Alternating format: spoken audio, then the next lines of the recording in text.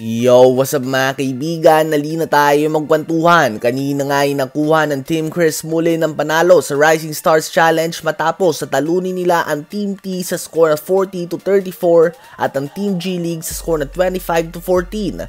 Dahil dyan ay sila nga ang aabante sa All-Star Sunday Night bilang ang 4th team na lalaban sa actual NBA All-Stars.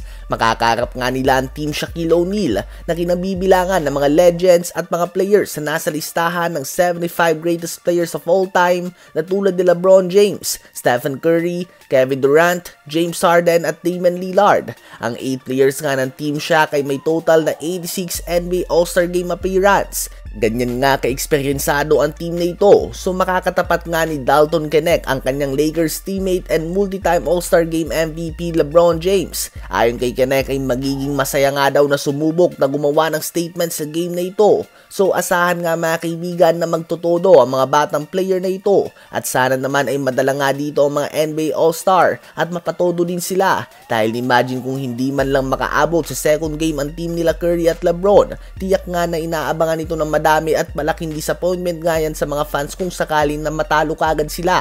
Lalo na at makikita nga natin na konti na lamang ang nanunood ng All-Star Friday Night at ng mga All-Star events. Sabi nga ng iba ay Rising Stars Challenge pa lang naman ito kaya naman konti lamang ang nanood. Noon nga mga kaibigan kahit celebrity game lamang ito ay napupuno na ang arena.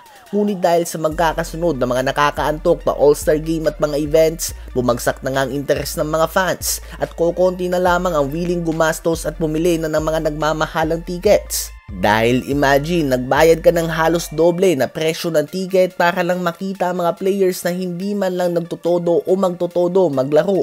Madaming fans nga ang na-feel ang disrespect na tila ba hindi na worth it o sulit ang bayad sa mga event na ito.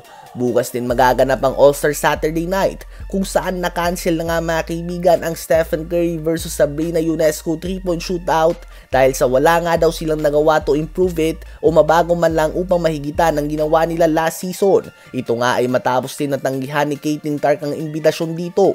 Last All-Star Weekend nga ay sinasabi na madami na ang event ni Sabrina Ionescu at Stephen Curry ang pinaka-exciting part ng All-Star Weekend. Ngayon nga ay wala na ito mga kaibigan.